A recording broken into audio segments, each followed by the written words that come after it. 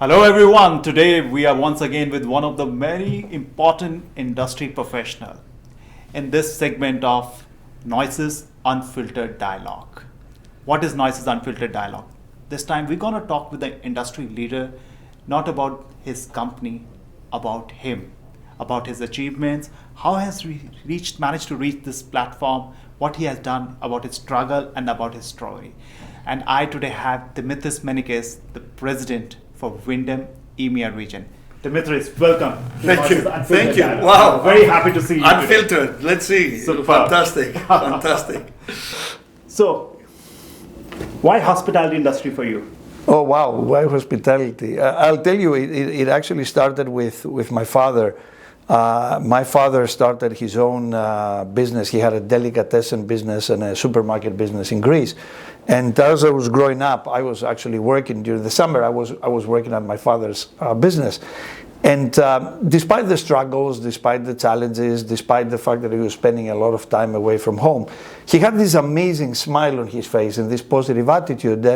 And I asked him a lot of times, I said, what is it that gives you this ability to be so positive? Mm-hmm. And he said, the fact that I interact with people. And people are just, you suck energy from people, right? You get all these positive vibes. And he loved service. He loved to go around his shops and he meet with his clients, he meet with his team members, and he loved it. So when I grew up, I went to university and I said, what exactly do I want to do in life? And I remembered my dad's experience and I said, you know what?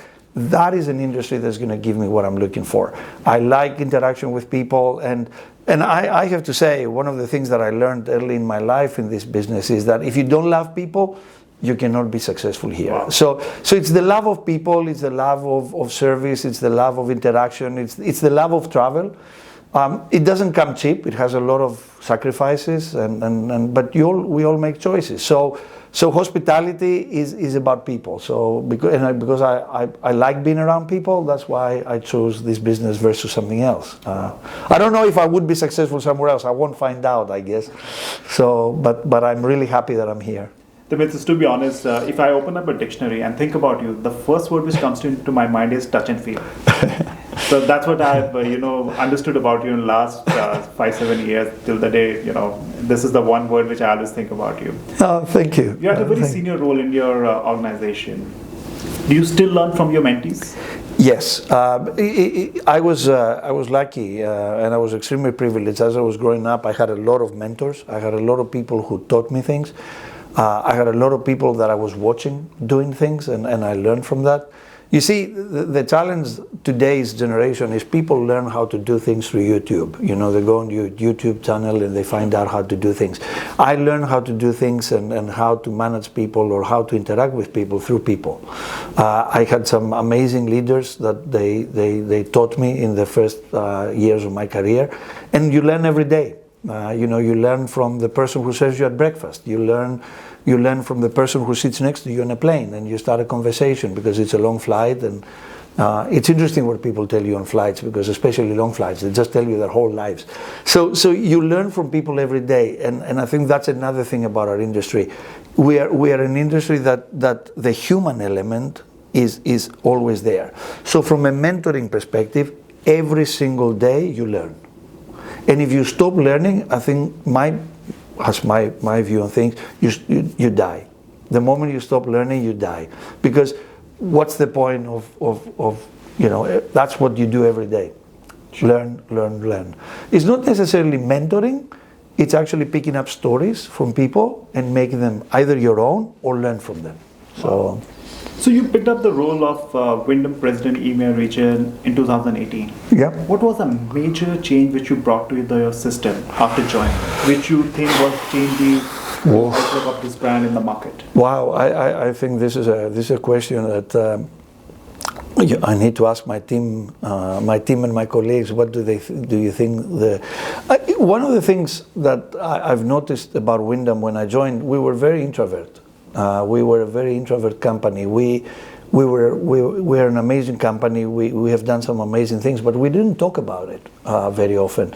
And that struck me as very odd, and I needed to go out and talk about our successes. The other thing that we've done is we diverse our geography. We went to new markets. We open up new opportunities. We've done new business relationships, which we didn't have in the past. And the other thing, that count on us culture or count on me culture that we had in Wyndham, we actually made it a cornerstone of who we are as people. In a corporate world, we don't manage. We're a franchise business, so we have a 140 strong team, which is our core corporate team.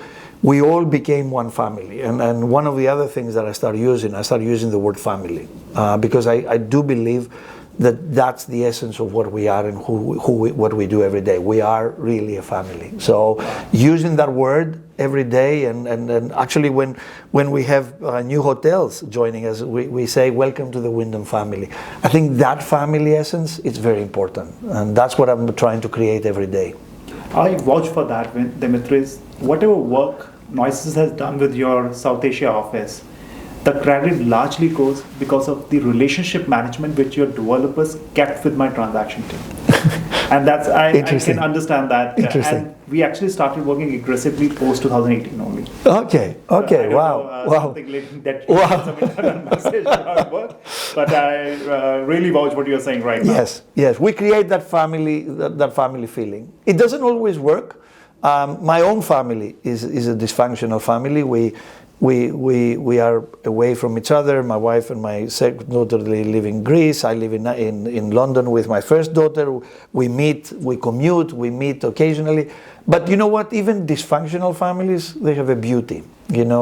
I always worried when the perfect families, because there's nothing like perfect. So we have our challenges. We have our disagreements, but we disagree in a room, but when we walk out of the room, there's only one voice. And that's the Wyndham voice. And that's very important. Which is your favorite property out of the Wyndham portfolio where you love to go for a vacation with your family? Oh, no. You're going to ask me that. That's the most difficult question ever. It's like which of your kids or which of... Yeah. That's why it's called Unfiltered. Wow, I've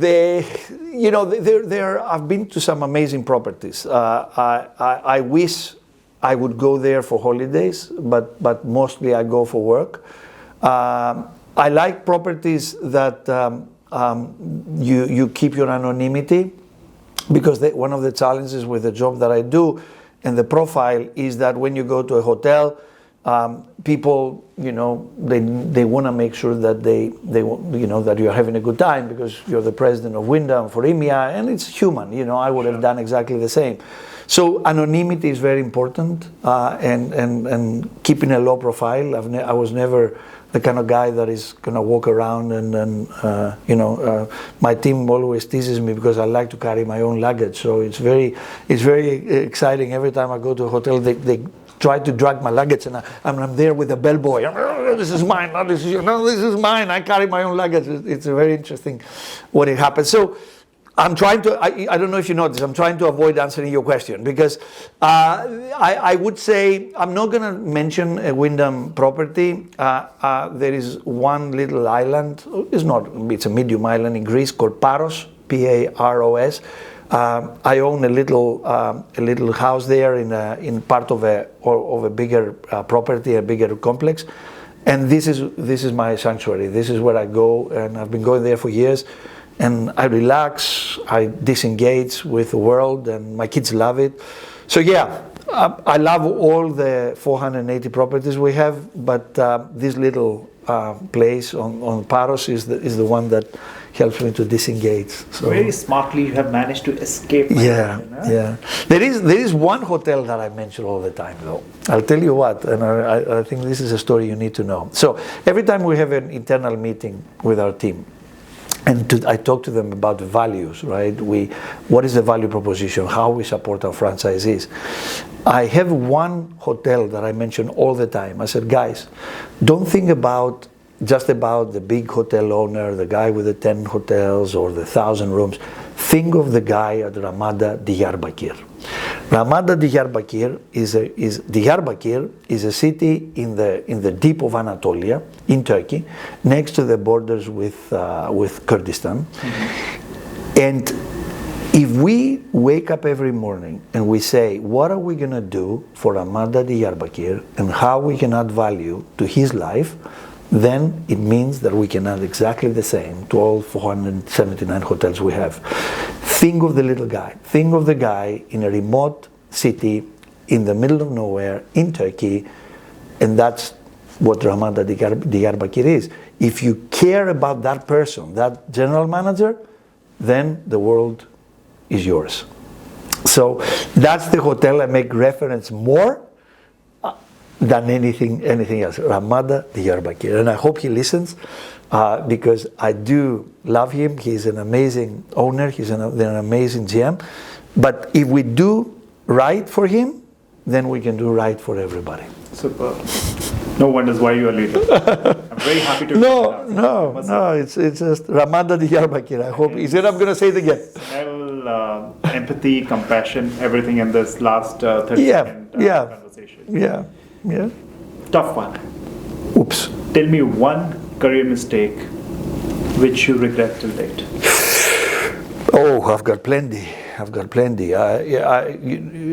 Again, my dad taught me another thing. He said, if you make mistakes, make sure they're your own. You make your own mistakes and you learn from them. Career mistakes, probably the one that I regret the most, and it's a life and career, is that I sacrifice my family versus my job. Careers come with a cost. They come with, and there's choices in life, and I made the choice to miss birthdays, to miss name days, to miss Christmases, Easters. And I have to say that one of the things that I've learned is that, and I know that today a lot of people talk about work-life balance. At that time, we didn't have much of it. We didn't have because if you wanted a career in hospitality, you had to travel, you had to sacrifice. I lived in many countries that my family couldn't come with me. So, and we didn't have FaceTime at that time. So I missed important things as my kids were growing up. So that is it's not a career per se mistake, but it's the one that I regret the most. The fact, that I sacrificed a lot of my personal and family time and things that I haven't been there to experience to have a career, to build a career. Do I regret it? I don't know. That's a real tough question, because you would ask me, the next question is going to be, do you regret it? Probably not. Would I have done exactly the same if I was 25 years old now? Probably not. I wouldn't. But yeah, it's a tough one. It's a tough one. And as I said to my daughter, Anastasia and I, we lived together the last 2.5 years in London. And I said, I hope one day you and your sister will forgive me. And I guess it's tough, but yeah, I hope that I will gain that forgiveness one day, because I have missed a lot of episodes of their lives. You know, Netflix is interesting. You follow this series, and if you jump from episode 3 to episode 7, you've lost 4 episodes in the middle and you don't understand the plot. That's exactly how I describe my life. I missed a lot of episodes in that series. Anyway, you wanted to be unplugged, and here you have it. So I'm amazed to hear this. That I'm asking this question on the behalf of the next generation hoteliers. To have a successful career in hospitality industry, what is more important? Quality education from the top schools, or the experience which take you towards the success? Look, it was interesting. I was at the hotel school, The Hague, last week, and I met a lot of students. I am at the advisory board of the school, and I met a lot of students. Do you know that 60% of hospitality students, they don't stay with hospitality? They go and do something else. And I asked them why. Because I said, why? Why you're not prepared to stay at hospitality? And they said, it doesn't worth the sacrifice. It doesn't worth the sacrifice. I think the young generation has realized that work-life balance we talked about, what do I have to sacrifice to be successful? And some of them realize that, you know what, I'm not ready to make those sacrifices. I'm not ready to sacrifice weekends, long hours. I'm not ready to work for somebody who doesn't respect me. I don't want to work for somebody who doesn't understand renewable energy or sustainability or food waste. So unless our industry changes the perception of that, I think we're going to lose more and more people. The advice for somebody to start is again the same advice that I got from my father. Love people. If you love people, this is an industry for you. If you don't love people, then you are equally happy in a lab with your microscope, you and your microscope, and happy days. In this business, no matter how technology will change it, no matter how contactless you're going to be, how technology is going to change the way we interact, the human element is going to be critical. So, do I have to get to a great school to learn social skills? Not necessarily. Do I have to get it through experience? Again, not necessarily. I think balance, like everything else in life, it's about balance. You go to a good school, but at the same time, you get that experience. And another thing that I've learned last week, which actually really frightened me, you know, when I was in a focus group with five students, postgraduates, and I said, how many of you are going to stay in hospitality? And all five said, we're not. And I said, why? Why all five you're not going to stay? And they said, because we had such a horrible experience in our internship that we don't want to be part of this industry. So that was an incredible moment for me, because I said, if we don't treat the young kids as decent human beings and employees, and we don't teach them, instead of saying, go get this drink or go get this guy a coffee, work for 9 hours and here you go, how would they stay? So we as an industry, we have so much to learn and we have so much to change from the way we bring those youngsters into, in order to make them the leaders of tomorrow. We need the new leadership. We need those young kids. We have an internship program at Wyndham. We have 12 interns at this point, and they're all incorporated. You won't believe how many things we learn from them, because they bring this creativity combined with lack of risk, you know, because they know that if I say something to Dimitri, he wouldn't mind, because I'm not a full-time employee, but we give them the right to come and say, I think what you're doing is wrong. I think you have to change this. Because these guys, they're the generation, they're the leaders for tomorrow. So that's what we need to do. Bring them on board, experience or non-experience, schools, no schools, just make sure they feel comfortable and they stay. Super. They need to stay. Absolutely. Who is your role model? My role model is a woman called Crystal DeHaan. She died 2 years ago. Crystal was the owner and founder of the company I started my career with, called RCI. She was a woman that she created a value of $1.5 billion of a company on her own, together with her husband, but then obviously took it on her own. She sold it to the company I worked for afterwards, called Sendent. Crystal took the money. She actually, 20% of the proceeds she devoted to the employees. So she gave back to all the thousands of employees she had, 20% of the money that she got. And the other 60%, she actually created a charity called Crystal House Schools. And she now takes, and I have the huge honor to be on the board of directors for the schools in EMEA. And we have schools in Africa, we have two schools in India, we have schools in Romania, we're opening up schools so we take kids from deprived societies and infrastructures, we teach them, and we bring them back as full taxpayers, and we use the word taxpayers because if you pay taxes, that means you are an active part of society. That's how crazy taxes are connected with how active you are. So we bring them in, we teach them, we educate them. We're extremely proud of what we have done. Our Crystal House schools in India, in particular, are one of the most successful private schools. We have funders, donors, we have charities that they support us. She was my role model, not only because she actually spent all her money in charity, but the way she ran her business, the things that we learned from her, the lessons that she gave us, and she's responsible for a lot of things that I've learned as a person as well, you know, being humble, and at the same time, do the right thing. You know, it's not very easy to do the right thing. Sometimes it's not easy. You know, everybody says, no, I'm going to do the right thing, but it's not easy. Sometimes you have to take tough decisions to be right. Exactly. So you have to make compromises and sacrifices and choices and doing the right thing. I know it sounds easy, but I don't think it is. What's your personal ambition with Wyndham? My personal ambition with Wyndham is to continue the culture that we're building. I think for me culture is very important.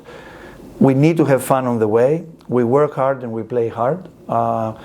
We have a long way to go. I think Wyndham deserves far more than what it has today in the hospitality industry in EMEA.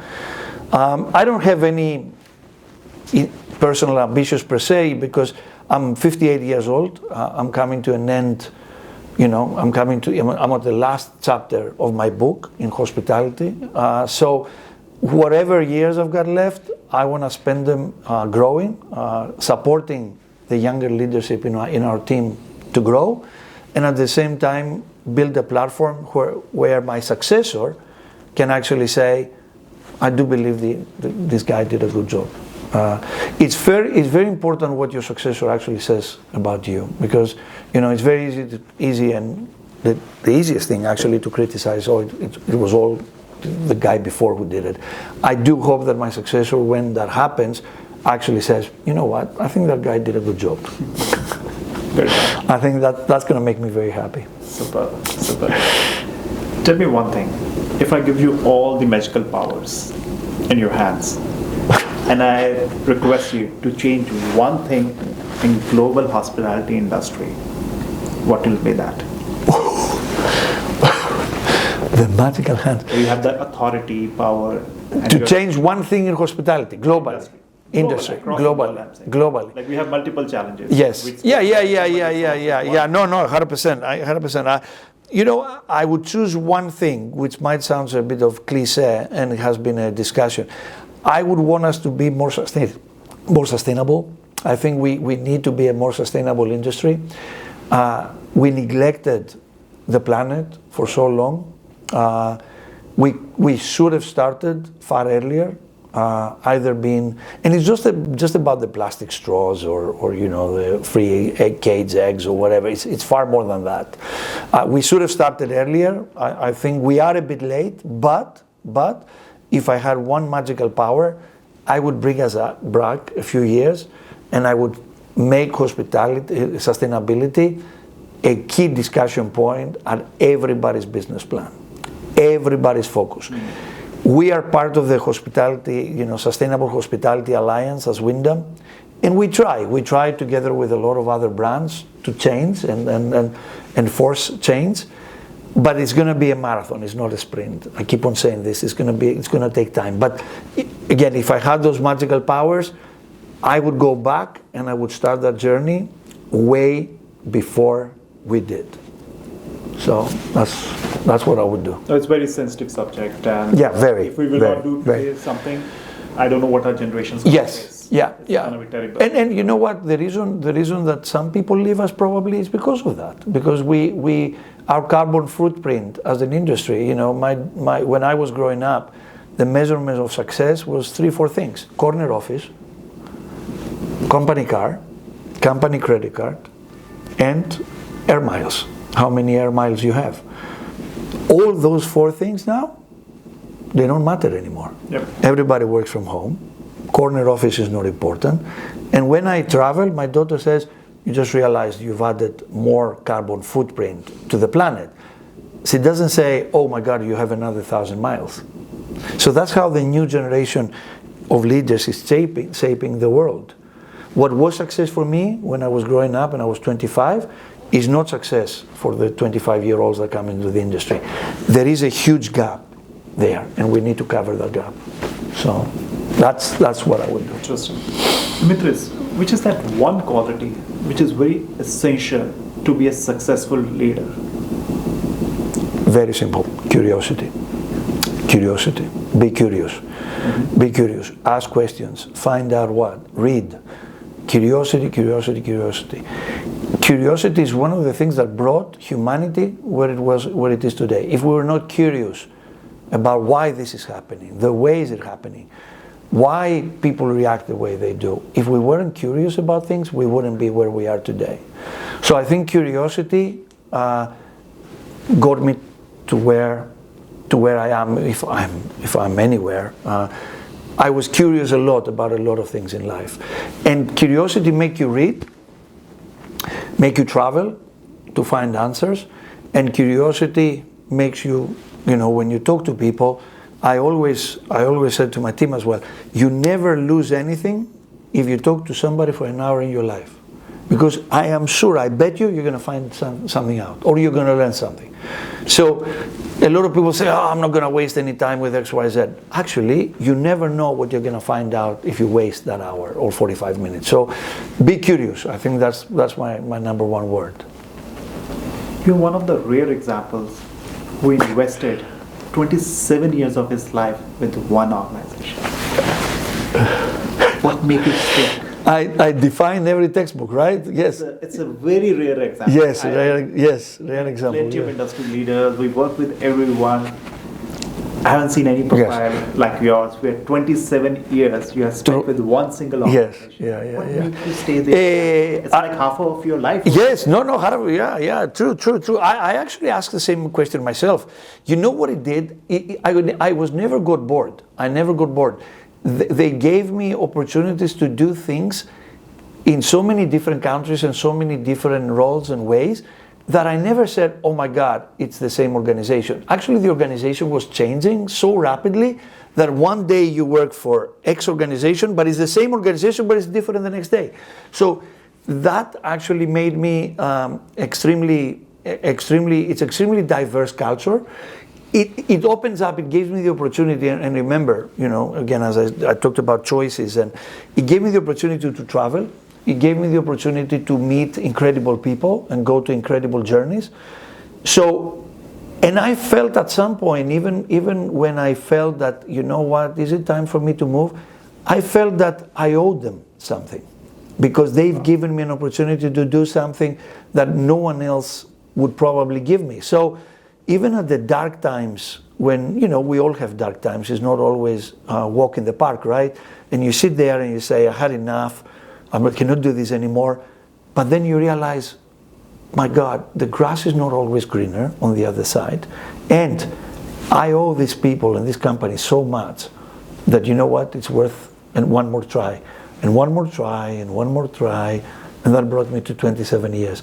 But it wasn't the same company. It was a company that was transforming. It was morphing to new things. It was going to new places.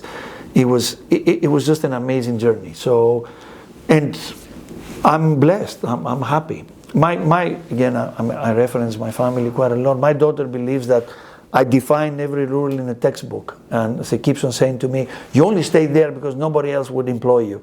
I said, "Yeah, it might be the case, but I'm really thankful for the journey. It is a wonderful journey, so why not?" But this is a very interesting aspect about you. 27 years. Yeah, hats off to you. It is. Yeah. Hats off to the people who tolerated me for 27 years.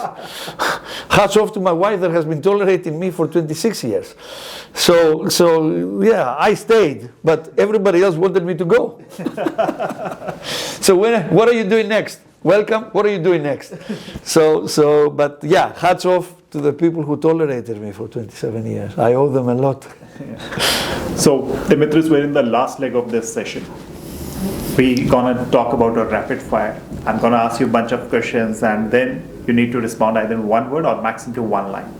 Okay? The first question for you. Rate in the order you admire these brands. Wyndham is not an option because I know that will always remain in your heart as number one brand.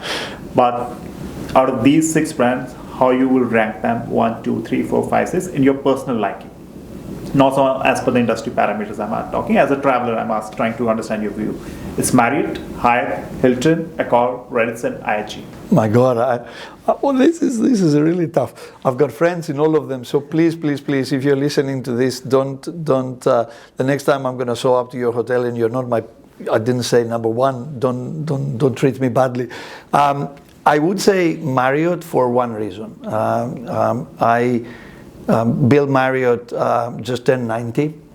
He's done so much and his family for hospitality. Arne Sorensen, the late Arne Sorensen, did so much for our industry. It's not about quality, or it's not about size. I think these two leaders and how they morphed the Marriott brand and what they've done for all of us and the lessons that we've learned, I think they are my preference. Everybody else, I mean, some amazing leaders, Keith Barr and Sebastian Bazin, some amazing companies, amazing leaders. But I think this is rapid fire. Yes. Okay. Yeah. So yeah. Because of Marriott, I wouldn't. Oh, please spare me. I wouldn't do number 2 and number 3 because they're all so important. But Marriott, because of Bill, because of Arne Sorensen, because of the things that they've done for the industry, I think that for me it would be the number 1. Yeah. As a political side, Putin or Joe Biden? Oh my goodness, Joe Biden. Interesting. RCI or Wyndham? Wyndham. Superb. Franchise or management contracts? Franchise. I was expecting that. Great, superb. What's the key to success? Hard work or smart work? Hard work. Super. One rumor that you will love to hear about yourself? One rumor that I would like to hear about myself, that I've been a good leader. I want the. That's a reality. Yeah, but you never know. You know what Jeff Bezos said? Your brand is what people talk about you when you're not in the room. So when I'm not in the room, I would like people to say that I'm a good leader. Interesting. And one rumor which you're definitely not gonna like? One rumor that definitely I'm not gonna like, that's the guy who sacrificed far more important things in life just to be successful. That's a rumor that it would kill me if anybody makes that statement. Interesting. Industry professional you admire the most? My boss, and this is not a tricky answer. My boss, who I had the pleasure of working for many years, is an amazing industry leader. There are so many others that I admire. I mentioned some of them, but we are blessed as an industry because we have some amazing leaders and some amazing people. So, one career accomplishment on which you are proud till date? The fact that I made it to 27 years, although you said it might not be the best thing to work for the same company, the fact that I made it, and the fact that I actually put my little brick to build what Wyndham Hotels and Resorts and what Wyndham Worldwide, Ascendant and RCI were before. I actually added my little Lego into that wonderful structure. Nice. One advice for young leaders? Read, be curious, love what you do, and love people. Love people. That's key for our business. Yes. Isn't it? Yeah. The last one. If you have an opportunity to go out for a dinner, and there are 4 people waiting for you, and you can go only with one gentleman, with whom you will go? Options are Warren Buffett, Bill Gates, Mark Zuckerberg, Donald Trump. That is going to be controversial. I'm going to choose Donald Trump. Wow. I'm fascinated by this person and what he stands for, and I'm fascinated in a way that I'm curious. Curiosity. I want to ask him questions, and all these statements that you made, all these things that you created, all this. all this mess in some extent that you created. How did you do it and why? You know, Warren Buffett, I've read so much, and he's a clear book of what he stands for. Bill Gates, amazing personality, he did so much, but again, I think Donald Trump is so controversial that I'm dying to find out what hides behind the man. And I hope that in a dinner, the two of us, I would be able to ask questions and he would be able to give me answers that they wouldn't be prefabricated or they wouldn't be for the press. I'm really fascinated about what I would ask him and the answers that I would get. So I'm really grateful to you for this candid discussion. You've been a great sport. But I have to say, Dalai Lama or Desmond Tutu, I spent a lot of time in South Africa. I had the pleasure of meeting Desmond Tutu. These are the people that they will really add value to going out for dinner with. But Donald Trump would intrigue me a lot. That's the entertainment part for you. Thank you. That's Thank you. excellent. Thank you. Thanks, no, thank you, man.